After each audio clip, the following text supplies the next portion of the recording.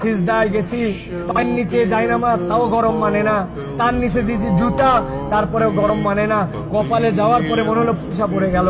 উঠার পরে সবাই তো তাড়াহুড়া করতেছে, আর উনি বলতেছে, আরে আমার পায়ের নিচে জায়নামাজ, আমার পায়ের নিচে জুতা, তারপরে আমার পায়ে গরম লাগে, আর আমার নবীর সাহাবীদেরকে কালেমা গ্রহণ করার জন্য এই পাথরের মধ্যে চিট করে শুয়ে রেখে বুকের উপরে পাথর জমাই দিয়েছি।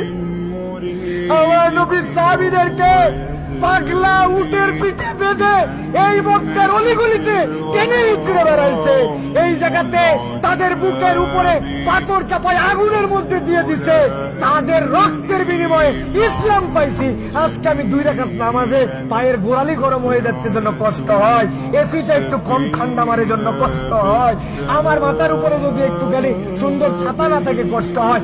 আমার নবী, আমার সাহাবীরা কি কষ্ট করছে, এটা ফিলিংস এর সফর, হজের সফর, অনুভূতির সফর।